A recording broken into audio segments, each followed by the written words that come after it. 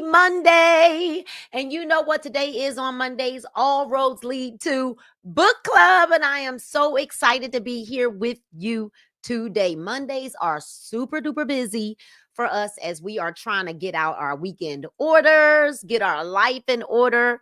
And I literally pause. I mean, I get dinner done. I get, thank God Paul did homework with Paige today, but I get it all done on Monday so that we can be clear. So like it's like takeoff. And so as you're logging on, let me know what city, what state, and or what country you might be logging in from. And let's make sure that we are spreading the word that book club is live. Book club is live. And so we know what we do on Mondays. Let me make sure we know that we put these hashtags in the comments. And if I'm just going to ask that you would take the link and let's share, and let people know that we are live. We are live. 1 second, y'all. 1 second. That we are live. I am going to share this link myself. I am going to share the link myself to make sure that people know that we are live. And y'all give me 1 second. I am going to share this link out myself. Wrong link. Here's the right link. I hope this is the link. I'm trying to make sure I share this link. 1 second. And let's make sure are live on book club. So as you're logging on, let me know what city, what state, what country you are logging in from. I am going to take the link and pass it out, y'all. I'm sorry, I copied the thing and it didn't give me the link. So just give me 1 second. I hate being distracted, but I'm in the office today because I wanted to make sure that we didn't have any issues with the microphones. We don't know what is going on with the microphones, but we are live, and I just want to make sure that everyone knows we are live. And with the link. Okay, so there's one posting. I'm going to give it one more right here and let them know that we are live on book club. And you know, book club is for everybody. And so we want to make sure that everybody knows that we are live because book club is for everyone. All right, y'all, everyone. So as you're logging on, like I said, let me know what city, what state, what country you're logging in from. Let's make sure we're putting those hashtags in the comments. Good evening, everyone. So book club is so important because we cannot pour from an empty cup. Book club is so important because leaders are readers. And if you have any desire to lead in any capacity of life, it's going to require us to elevate our minds through books and readings, through books and reading. And, you know, I was with a young lady yesterday. I was with Mama Nisi yesterday. And she said that even she has grown because of the personal development that she's gained through book club. And this is what she said. She said, aside from the Bible, the only thing you need in life is to read books, personal development, growth books. She said, because when you invest time in personal development, there isn't a thing that you can't do. Not one thing that you can't do. So we see you, Lori Edwards, Tedra Gordon from Georgia. We see Lexington, Virginia. We got Evangelist Chandria Willis. We've got Sonia is on from California. Nicole Ruffin is on from New York. We've got Misha from South Carolina and Bridget from Atlanta, Georgia. Hey, Bridget. All right. And so let's make sure people know that we're here because Sharon is Karen. So book club is also important because we are never going to earn more than we learn. Let me say that again. We're never going to earn more than we learn. All right. So we've been reading the Motivation Manifesto by BRENDON Burchard, 9 declarations to claim your personal power. And I am not going to lie. If this is your first time here, let us know it's your first time here. I will not tell a tale. This book is kicking our butts, our booties. It's cold in Michigan? Oh no. It is. I mean, I hate to brag. I hate to brag, but here in Georgia, y'all need to move on down here to Georgia. I don't know why y'all stay up there in that cold. That cold would depress me. But the high today was, I think, 67 or 68. And right now, currently, it is 64 degrees. So it was like 70 today. I don't know. Y'all need to get up on out of that cold. It is beautiful today. All right. So listen, we're in declaration number 6. And declaration number 6 is that we shall not break integrity. If this is your first time on book club, we need you to put a 1 in the comments. If this is your first time, we just want to celebrate you. If you're here with us all the time, put a 2 in the comments.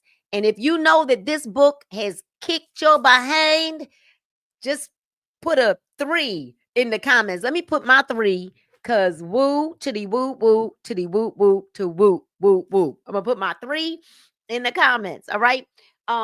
So let us know, but in a good way, because we want the only way that we are going to get better is that we are challenged to face the reality of who we're not. Because it is easy for us to tell ourselves who we are, but we've got to face who we're not, because that is the only way that we can grow and get better. And it doesn't always feel good, but it is for our good. All right, y'all, it is for our good. So we're starting to on the 7 temptations as we're talking about not breaking integrity. And hey, Miss Edna, you definitely want to look up the word integrity and what it means. We've already defined it. I don't want to wait. I don't want to not waste. I don't want to spend time on what integrity is. We've already defined it. But if this is your first time listening in, you definitely want to look up what the word integrity means. All right, y'all. So y'all got to forgive me. I'm trying to get used to this new setup. My computer is lower. There's a camera here instead of the camera on my computer, because we're trying to elevate the look of our video and give you quality video so that you at least enjoy your experience here with us. So the 7 temptations to not break integrity. Let's get started. And so let us anticipate the situations in life that are most likely to cause us to break our integrity. In a stunning lack of self knowledge, people are often surprised that circumstances cause them to react in ways that are beneath them. Anybody? That is me. That is me. Sometimes when I do react, because I mean, we're human beings, y'all. Sometimes when I do react, I'm kind of mad at myself. Like, why did I react that way? Nina, you're better than that. You're bigger than that. Like, why would you react that way? Or why did you even let that affect you or phase you? Right. And so it's as though they never paid attention to when other people became angry or unhappy, and thus never learned how to avoid becoming angry or unhappy. Now, it's rare that I get angry. I mean, like, you really got to do something to me to make me angry. I get disappointed a lot. Not a lot, but I get disappointed when I think that people are like better than the way I might see them act. Does that make sense? Like, I get disappointed, like, wow, did she really do that? Or is she acting like that when I had higher expectations of or for a person? Which, here's the deal, that's not even fair to them for us to place a person on a pedestal or to believe that they're one way or to not give them grace. And it's so crazy that we don't give other people grace, but we want the grace of Jesus Christ. That was for me too. They have been stupid to the lessons of the world. And so they regularly behave stupid. That's what the book says.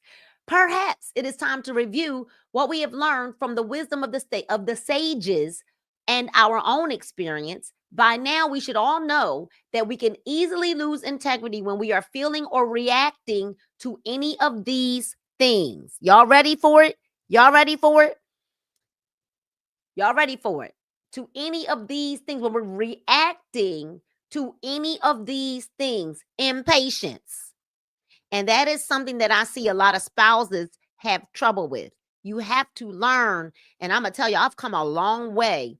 I don't speak on everything. I don't. And I certainly will never ever embarrass my husband in other people, in front of other people, right? Because I don't want to be embarrassed in front of other people. But impatience, especially with our spouses, disappointment, desperation, aggression, hurt, loyalty, and power. This says, Miss Gloria, that any of these things we are feeling or reacting to any of these things, we can easily lose integrity when we are feeling or reacting to any of those things. Those are the 7 temptations. I'm going to repeat them again: impatience, disappointment, desperation, aggression, hurt, loyalty, and power. Let us know them well so we can prepare for them and remain true to our highest selves when faced with them. It is our job to stay true to our highest selves, even when being faced with these 7 temptations. Now, we might not be faced with them all. Some of them you might be faced with one or the other, or there are times that we might be faced with multiple of these 7 at the same time. It says, we begin with impatience, the temptation of impatience. I believe that we should take a moment and we should define the word temptation. Let's look up the definition of temptation. See, because we think we know what words mean, and we have somewhat of an idea of what they mean, right? The definition of temptation is the desires to do something, especially something wrong or unwise. The desire to do something, especially something wrong or unwise. Tempting, right? Temptations.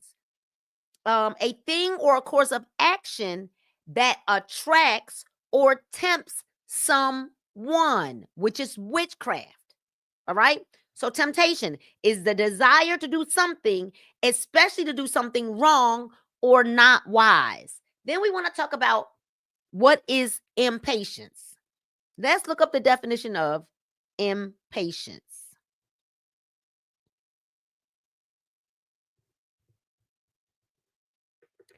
Impatience is a tendency or the tendency to be impatient, irritability, or restlessness. Impatience. I am impatient because I'm going to tell y'all I get irritable. I get irritable, and I do. It is one of my flaws. It is something that I've been, but here's the crazy thing. I'm so much better than I used to be, because I realize this. I find that there are a lot of people who have no patience with other people, but want you to have all the patience of Job with them. The tendency to be impatient, irritability, or restlessness. Impatience. All right, impatience.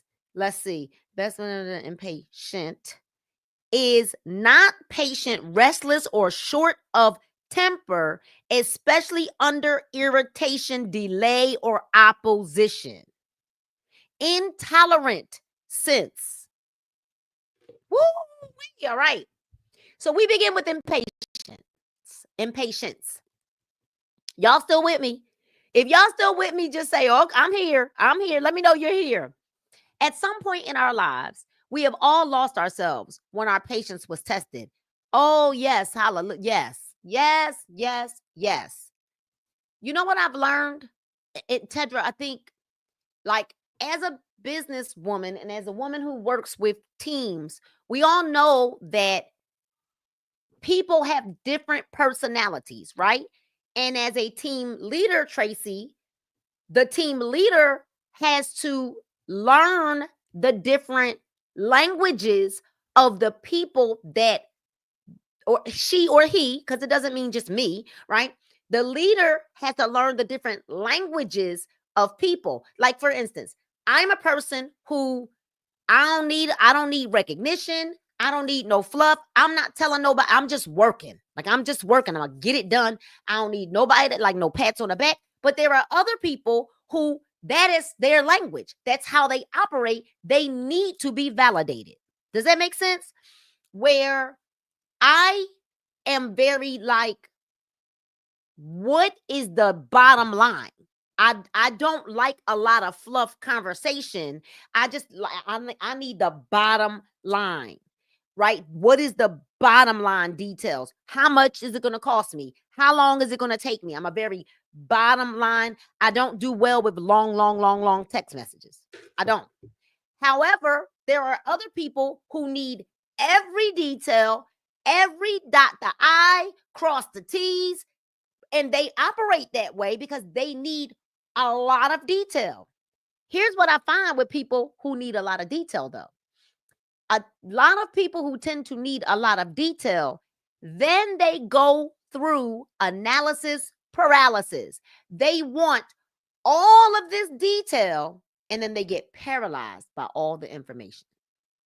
Anywho, it is very important that we know that we're open to knowing different languages of, but just like I have to learn people's languages, people have to learn mine. So we have to learn how to communicate with each other so that we don't, like, I don't need all that. So you got to really just give me the bottom line, right? And then I know that when I explain or express things to other people, that I give them more information than I require of myself, because I realize that most people need all of the information. Does that make sense? So it's crazy. What I give to people, I don't require, but I know that I have to give it because we all speak different languages. We all learn different ways. Does this make sense? Okay, so at some point in our lives, we have all lost ourselves when our patience was tested. Even if we view ourselves as a kind and loving parent, when the kids ignore the fifth request to quiet it down, it is easy to explode in anger. Should our new business not succeed as fast as we wish, it is easy to quit the pursuit of our dream. Well, that's for some people. Lack of patience has made many good men mean scores of would-be successes, failures, and countless good ideas abandoned just as they were about to become real. It has also led to almost all cultural ills related to greed and poor financial decision making. This despicable focus on short-term profit rather than long-term growth. Free and conscious people develop a high degree of emotional intelligence that alerts them when they become too hurried, impatient, or irritable. When they become too hurried, patient, through practice and discipline. I know that that's a cuss word, y'all. Through practice and discipline, they condition their mind to issue an early warning system that says, I am panicked and likely to make a bad decision. Lord have mercy. So basically, there are people that are programmed, Tedra, Alicia, they are wired, Sonia, to panic, which leads to making bad decisions. I see it every day in the business that I'm in. Let something not be right on a, or you know, I've learned it's going to be a lot before I'm gonna ask somebody or tell somebody that I just can't figure something out, because I'm gonna do all the things first. I'm gonna troubleshoot. I'm probably gonna restart my computer. I mean, like, there are multiple things that I'm gonna do before I get to panic, because I've learned that you gotta stay calm, troubleshoot before I got to panic. What's the point? And even if I've done all the troubleshooting and I still can't figure it out, there's still no reason to panic, because everything is figure outable. Everything. Everything. So The system says, I am panicked and likely to make a bad decision. I must take a breath and slow down. Everybody type in slow down. Just take a breath, slow down. It would be more intelligent and responsible to calm down now, to overcome the stress of this moment, and then do what is right for the long term. Because we should never make a permanent decision in a temporary moment of rage. Never. Do not make a permanent decision in a temporary moment of rage. We can begin to develop this skill by reflecting on the times that we were impatient. When was the last time that I lashed out at a loved one because of my inability to keep patience and perspective? Rut-row. That rut-row. When was the last time?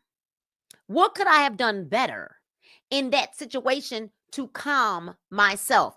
Let me tell y'all what book helped me, because I used to fly off the handle when I was younger. When I was raising my boys in Majesty when I was younger, and I just had the pressure of the world on me. I read a book that was called Be Angry and Don't Blow It. Let me give y'all the author of the book. When I tell you that book changed my life, Be Angry and Don't Blow It. Hold on. Book, Be Angry and Don't Blow It. Don't blow it. Be Angry and Don't Blow It. It is by Lisa. Yep, here it is right here. Lisa Bevere. By Lisa Bevere. Lisa Bevere. Lisa, hold on, let me. By Lisa, Lisa Bevere. Be Angry and Don't Blow It. Let me tell you something about this book. There was a part in the book that said, it basically asked you a question that made you feel so crazy, because it was like, can you not talk without yelling? Like, why? Why do you have to yell? Like, why? And it literally, this is the one I had. It was purple. And on Thrift Books, because I get a lot of books from Thrift Books. On Thrift Books, the book is only $5.19. I get a lot of books on Thrift Books. Walmart has it for $5.02. Be Angry and Don't Blow It. It's all the same book. One cover's white, one cover's like a orangey coral color, and the purple book, the purple one right there, that's the one that I had. That's $5.19 on Thrift Books, and on Walmart it's a coral color like that, and it's $5.02. Okay? I use Abe Books, ABE Books, and I use Thrift Books as well. Abe Books, ABE Books, and I also use Thrift Books. All right? So, well, actually, Gloria, I learned while reading that book, your children don't make you do anything. There is something internal inside of us that causes us to be that way. Something internal. And I'm getting ready to bless y'all. I know that this has nothing to do with, that's why book club is so important, right? This has nothing to do with the book, but everything to do with it all at the same time. A person who immediately yells all the time had an issue with being heard in their childhood. So if you had an issue with being heard as a child, you do a few things. You talk too much, you overtalk people, you talk too much, you always got something to say because you weren't heard as a child, probably compared to your sibling or siblings. Or you yell a lot because you feel like you have to yell to be heard. And that book, Be Angry and Don't Blow It, helped me to heal. So, personal development, y'all, personal development. That was for free. All right. So, This says now, this says that was for free. Panicked and it would be more intelligent. Where we at? We can begin to do reflecting on when patient. When was the last time I lashed out, right? What could I have done better? What other situations seem to infuriate me with impatience over and over and over again? What situations seem to infuriate me with impatience over and over and over again? So you got to ask yourself, why do you keep failing the test? Why do you keep failing the test? How will I choose to respond? How will I choose to respond in those situations in the future? How do we respond is a choice. The bad thing is that once you respond in that manner, you can't take it back. How you choose to respond. The more we reflect on the times when our impatience got the better of us, the less likely we are to repeat our failures of character. It is a character flaw. It doesn't mean you're a horrible person. It just means that that's a character flaw. And guess what? You know, y'all, I was transparent about mine because I needed to get that thing under control. And I did because my kids didn't deserve that. But also, Misha, also, my mom, when I was a little girl, yelled at me. And so it is often learned behavior as well. If you were yelled at as a kid, you tend to yell. If you were spanked as a kid, you tend to spank, or you go all the way the other side, the other spectrum. You do what you were taught growing up. Okay? And so when we look into our future, let us imagine how we wish to be remembered. How do we wish to be remembered? The good parent wants their children to say, my parent was patient and loving with me. The good business person wants their employees to say, I am glad that our founder stuck through the hardship and kept their vision alive rather than quit too soon. Nothing here should surprise us. The wise have always taught patience is a virtue. To keep our integrity in life, let us make this that common sense, common practice, because common sense is not always common practice. So now we got the temptation of disappointment. That was a doozy. That was great. Many people break from their integrity because of disappointment. Things don't turn out as they desire, and their ego flames and fumes, causing them to break commitments to themselves and others. This is major right here. This is major right here.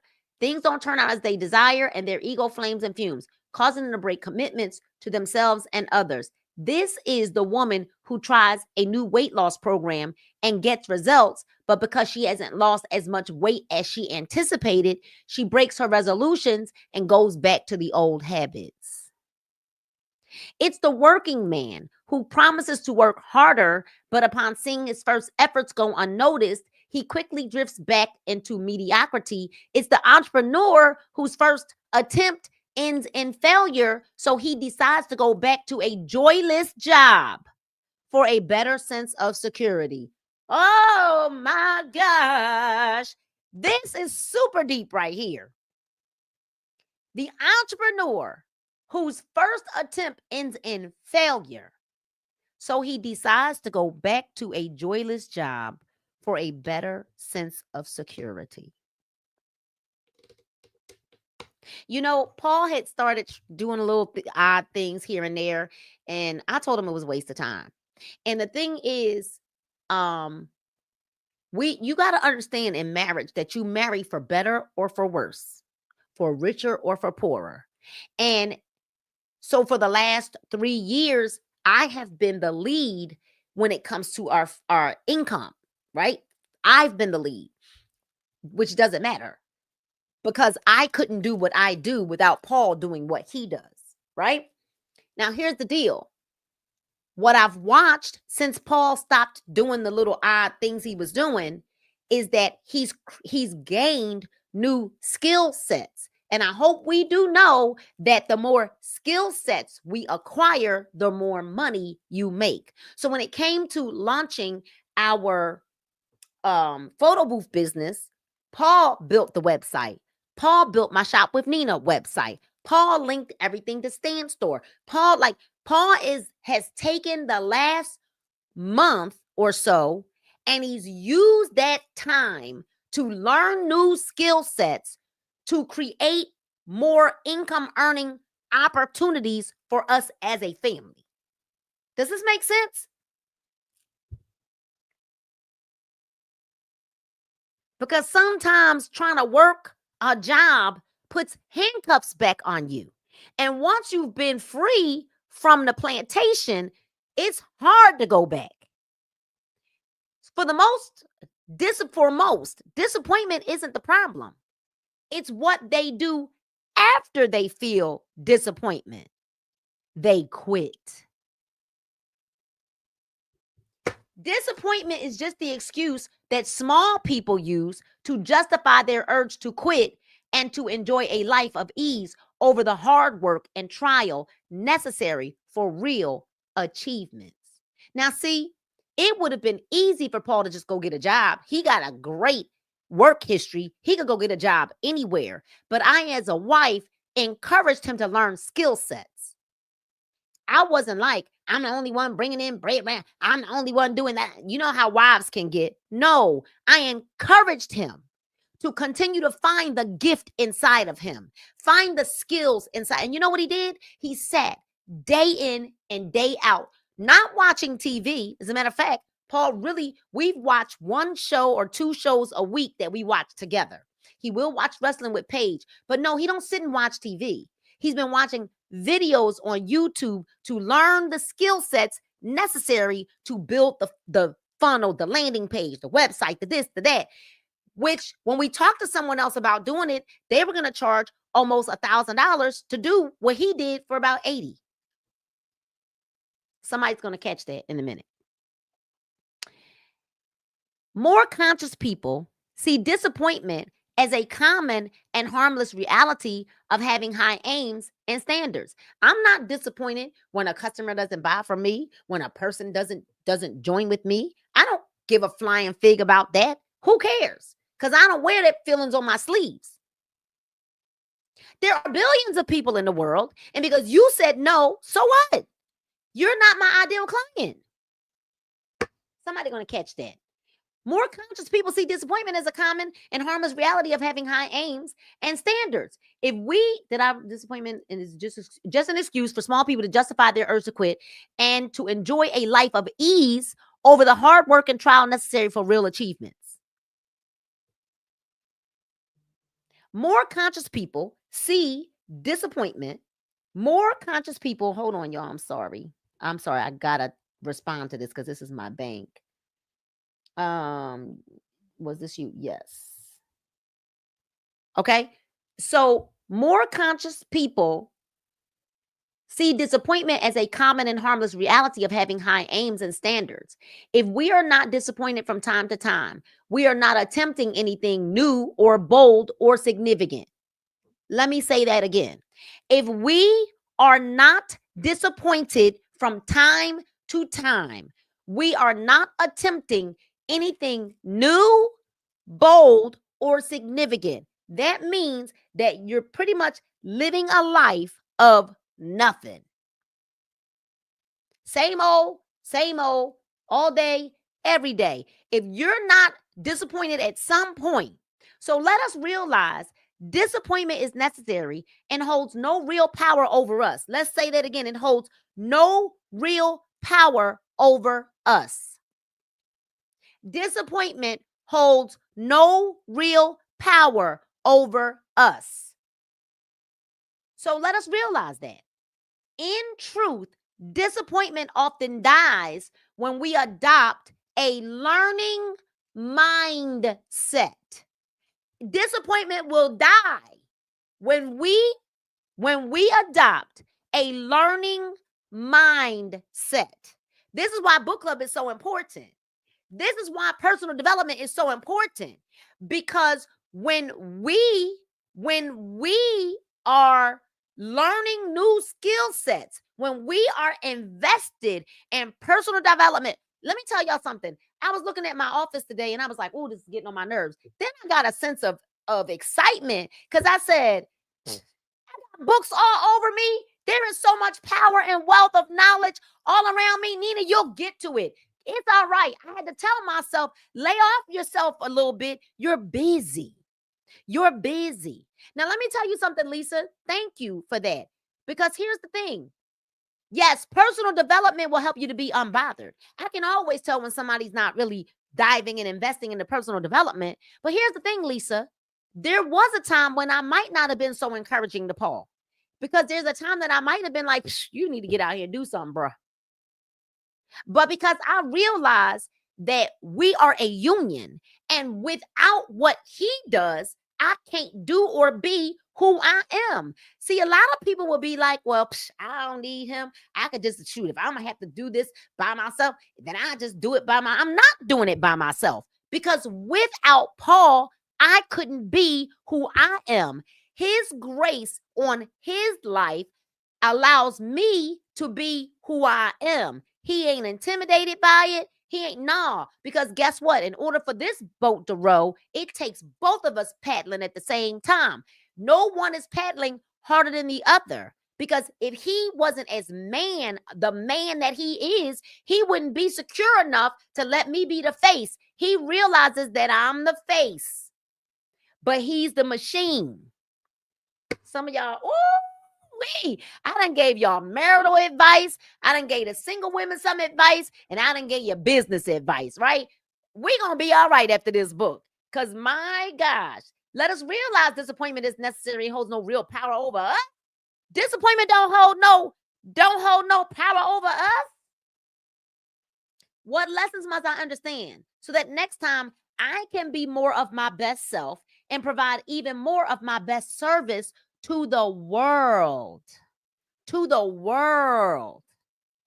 The contrast could be no less stark. Unsuccessful people allow disappointment to stop them in their tracks, to break them from their commitments and values and dreams. They let disappointment grow into an identity of failure. Lord have mercy. Successful people feel disappointment and learn through it and let it go. The plate right there, boom, go. Let it go. We let it go. They use disappointment to enlarge their competency. So when I'm going through disappointment, Lisa, what I do is I assess, what could I have done better? When I am going through disappointment, I'm trying to figure out, okay, Nina, what skill sets do you need to learn? What more do you need to do? Does it feel good to have my foot on the gas right now all the time? No, it doesn't feel good, but nothing worth having is going to be easy. And so they use disappointment to enlarge their competency, not let it cut their character or fail their dreams. Because disappointment has no real power over us. A disappointed failure or a learning achiever. Oh my goodness. Are you a disappointed failure or are you a learning achiever? Oh my gosh. Let us choose this day, once and for all, which group we shall belong to. Are you a disappointed failure or a learning achiever?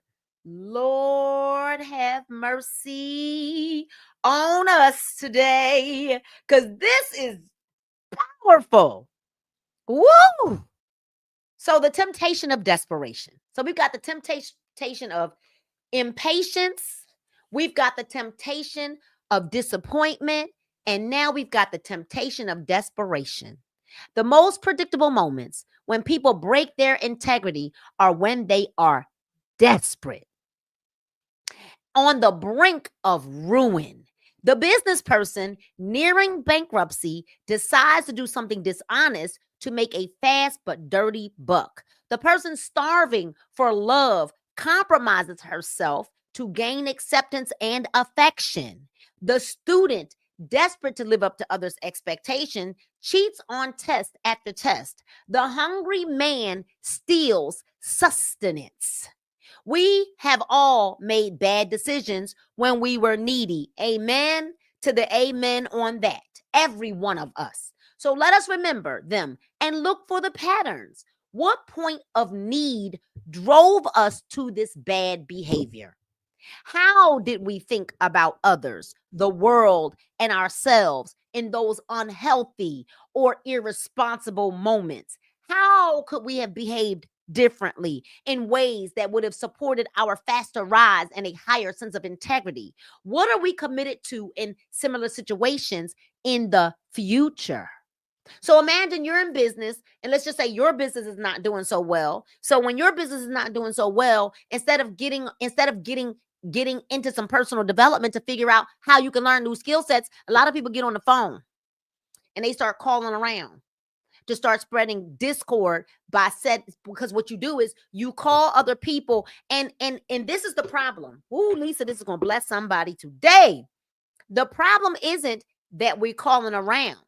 The problem is that you're calling around to people who are either sidelined to you, meaning equal to you, or maybe not even working at the level you're working at. So, what happens when you call people that are equal to you or not at your level of work, right? Or where you've built to in business, you then discourage them because they already trying to hang on because they equal to you, or maybe not even at business, have business at your level. When you are in a place where you're not doing well, relational, business, spiritual, you don't go to someone who's like this with you. You go up. You seek counsel. You seek mentorship, because that is the only way that you're going to get out of the rut that you're in. You don't go to someone else that might be stuck, because now you're talking to them and they might think that you had it going on, and now you're telling them that you don't, and now they discouraged because you discouraged them. Does this make sense? I hope this makes sense. I hope this makes sense. We got to watch this mouth of ours. We got to watch this mouth of ours and watch who you go to talk to, because you should always be talking to someone who can help you. You go up. You don't go side or down. Somebody ought to be saying amen. That's what you say, amen. Because we've all made them. How do we think about? So we've all made bad decisions. So let's look for the patterns. What point of need drove us there? How could we have behaved differently in ways that would have supported a faster rise and a higher sense of integrity? Your ego won't allow to, right? Because you want everybody to think you know. Anyway, what are we committed to in similar situations in the future? We would be fools not to anticipate that desperation will greet us again in the future if we are pursuing our dreams. At some point, desperation is going to pursue you again. It's going to. If you are pursuing your dreams, you will get to a point, because here's what we have to understand in business, in life, in any facet of our lives, all of us hit a point where we are at the law of the lid. Every single one of us get to a place where we can only take ourselves but so far, and then it is time to seek counsel. It is not time to seek counsel about a post you put up and, oh, hey, I did this today and I did that. That is not what you need counsel on. You need counsel on how do you get from where you are to where you want to go. But you can't seek counsel. Here's the problem. Most people, Lisa, can't seek counsel. So they want to talk to you about the mundane stuff. They can't seek counsel because they don't even know where they want to go. We will struggle, and we will likely at some point lose money. We will lose status, and we will lose influence. That's what the book says. We will be forced to scrape together every ounce of our resources and respect to continue on. Let me tell y'all something. That's where I was in 2024. I felt like I was in quicksand. And I mean, just 2024, because I was in a space. This is the Motivation Manifesto by BURCHARD. I was in a space where I was having to learn so many new skills all at one time That was me. I was feeling like, what the heck is going on? What is going on? But I realized that I prayed and I asked for the Lord to enlarge my territory. And oh my gosh, when I asked the Lord to enlarge my territory, okay, maybe I'm the only one that understands, right? We can't ask for God to do stuff and then we fight when He's doing it. He enlarged, and it when you ask for God to enlarge your territory, you best believe that now He's got to extract things from you to bring you to the desired end. Come on, somebody. So we will be forced to scrape together every ounce of our resources and respect to continue on. And so let us decide now. Let us decide now how we will behave in those moments. Nobody knew that I was. See, let me tell y'all something. Nobody knew that I was going through that. Nobody knew I was going through it because you didn't have to. You didn't have to because I know what I had prayed for. I knew what I was going through. Can I imagine how we felt? If you felt that, I can imagine that you felt no different than me. What you were going through was no different than what I was going through. We were all going through the same thing. Growth. It's called growing pains, and it all is achy. Here's the deal. I accepted mine. And maybe other people didn't accept what they were growing through because how do you look at it? Do you look at it as something you're going through, or do you look at it as something you're growing through? I understood that it was something I was growing through because in order to have what I desire and what I want from God and what I want in my marriage and what I want in my business and what I want in my spiritual life, it means that there was some stretching that had to take place. It means that there was things and people that have to be removed from your life. It means that you've got to be forced to go out and be uncomfortable in situations that you would not normally want to be in. Are you going through or growing to? You gotta ask yourself. So, in every great story, there's always a scene when the central character becomes desperate and afraid. How they behave in the moments afterward dictates whether or not they are cowards. Are they villains? Or people of integrity and valor who save the day and ride proudly into the bright horizon. When our hour arrives, when we suddenly fall into a pit of need, let us act in accordance of our highest values and show the world just what we are made of. The temptation of aggression. All right, let's go. Let me see. Oh, it's 6:47. The temptation of aggression. People are often at their absolute worst when responding to others' aggression.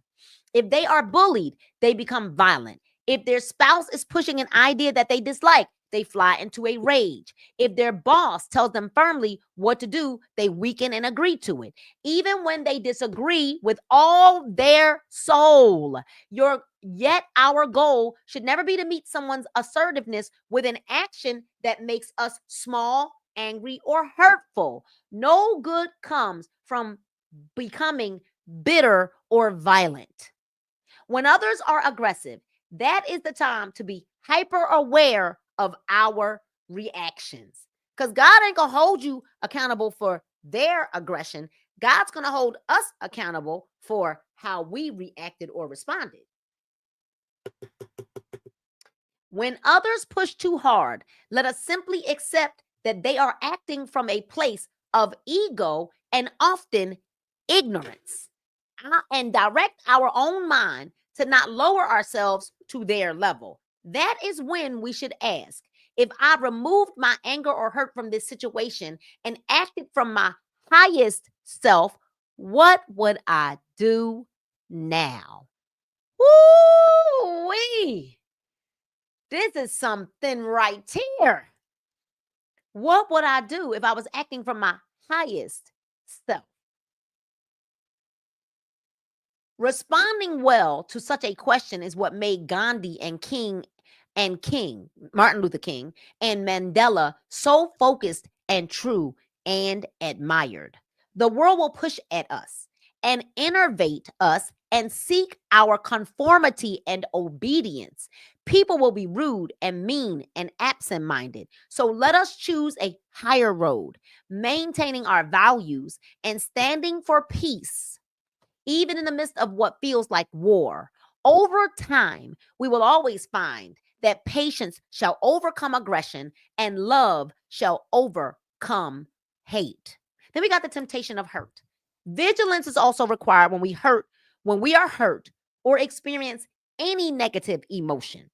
Otherwise, we can become the woman who feels wronged and becomes spiteful, even though she does not see herself as a spiteful human.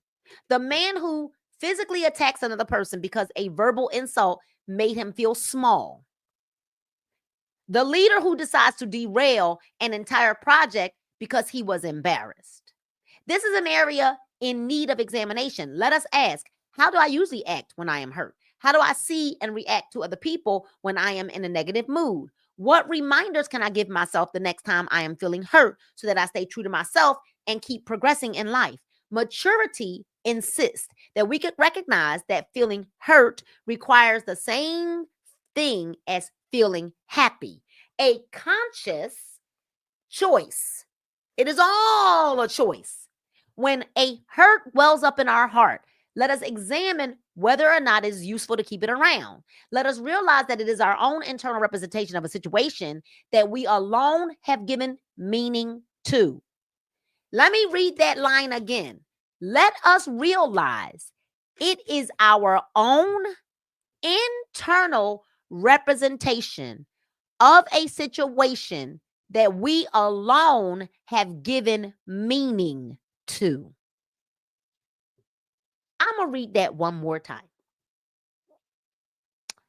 Let us realize it is our own internal representation of a situation that we alone have given meaning to. So basically, because something happened doesn't really mean it happened the way we took it. We are acting out of our own internal representation of a situation. Maybe we're triggered by something from the past. And just because this person said it, it reminded us of something, but it may not have been that they had the intent that the other person had when it happened to you before. So now it triggered something in you that has nothing to do with what's happening right here. Come on, somebody. We can feel the hurt, but we must release it quickly and never aim it at others.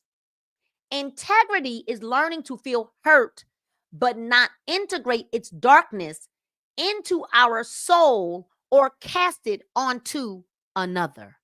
That is deep. So the temptation of loyalty. Not all breaks from our integrity are for self-protection or want of character. Often we break from what we know is right out of good intention. So we got good intentions and we break from what is right. It is an odd truth that the liars among us are most often good and loyal people who lie in order to protect someone they love or respect. This is the man who believes himself a good husband and lies to his wife in order to not hurt her.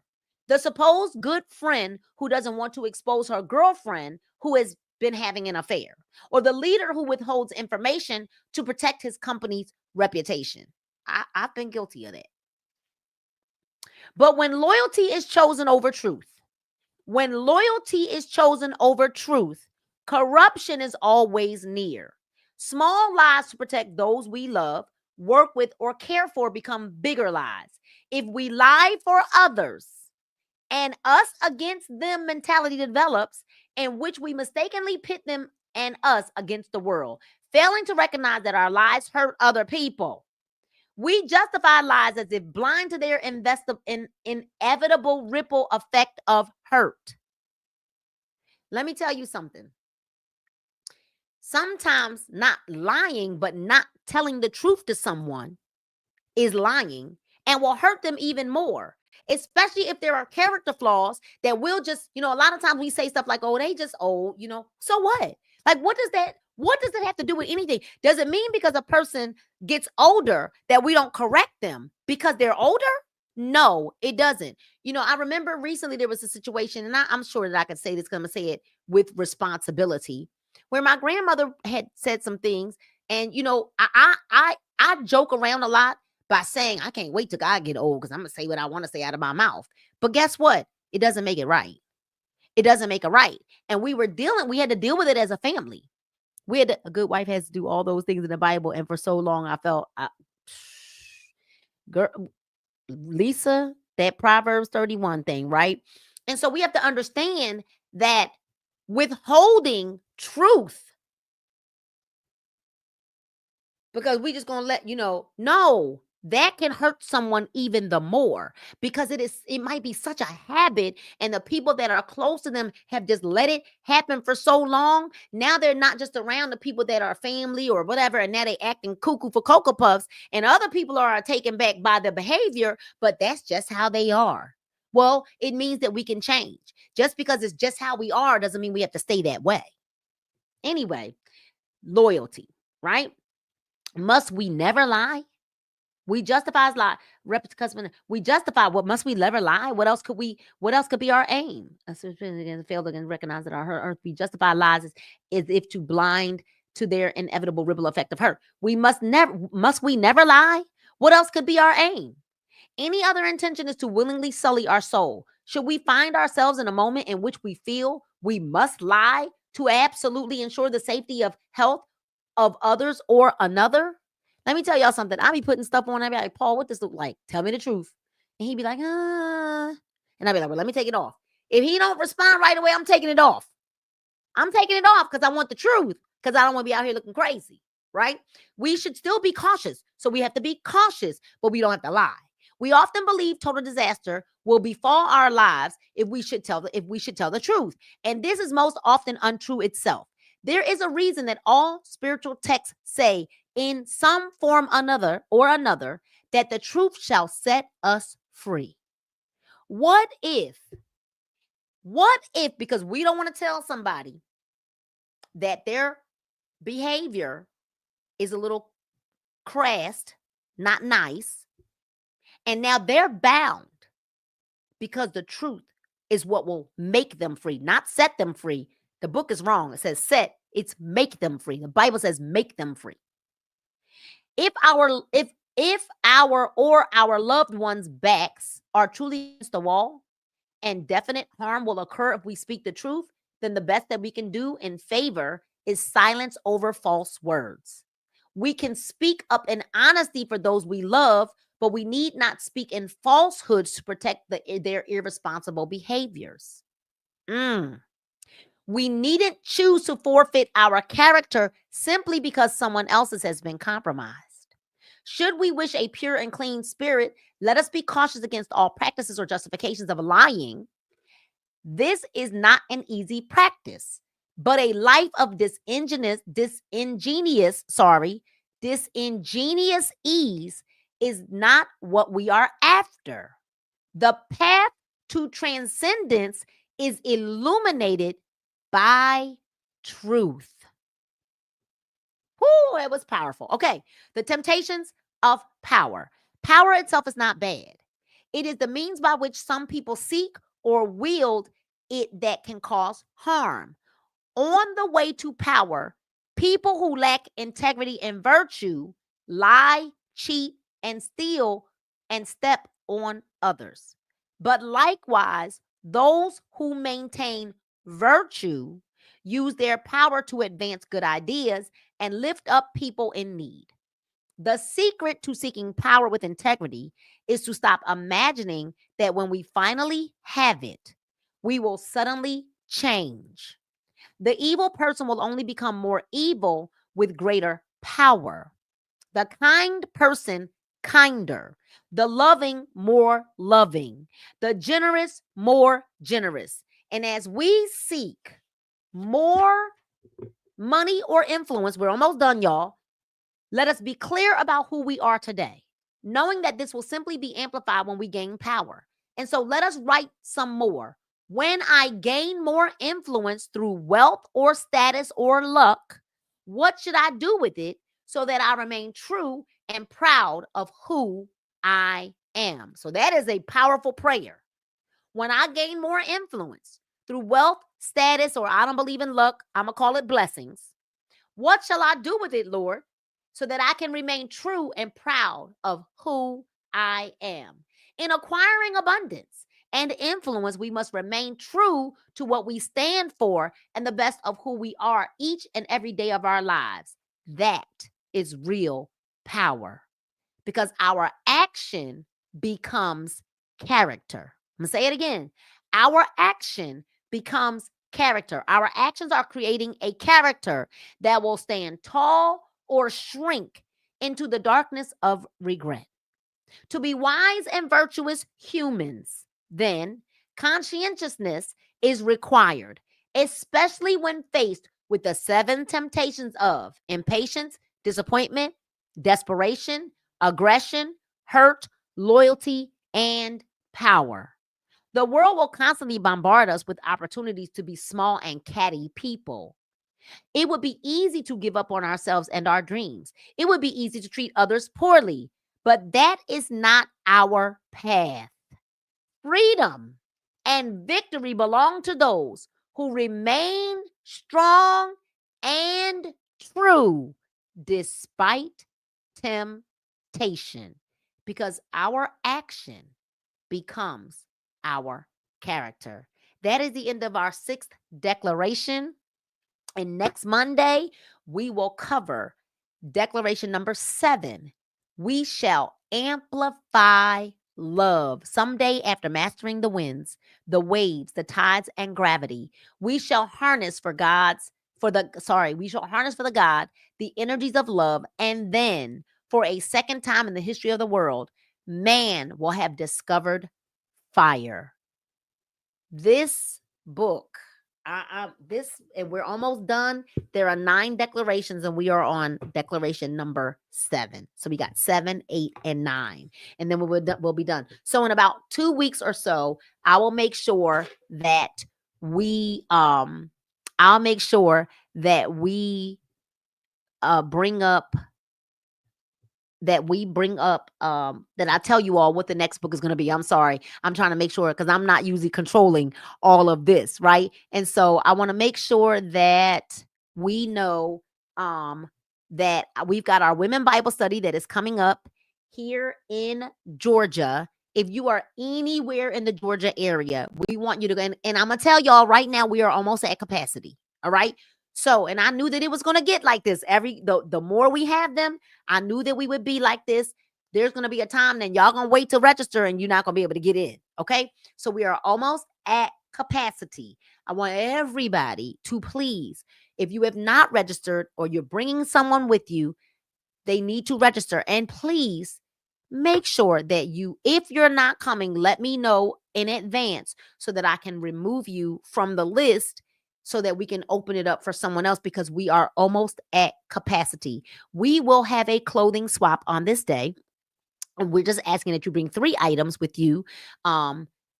Gently used or new clothing items. If you want to bring accessories, we decided let's make it fun.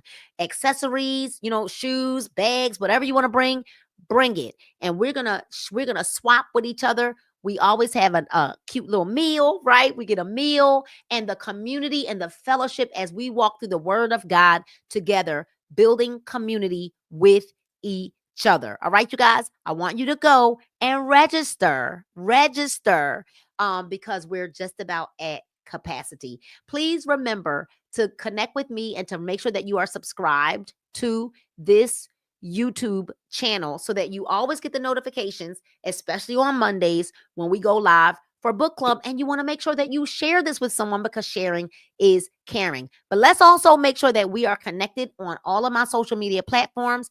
The Real Nina Moorer on Instagram. You can screenshot that if you're here, or it'll always be available for you to come and see. My names are consistent on all of my social media platforms. On Facebook, I'm Nina Rochelle Moorer.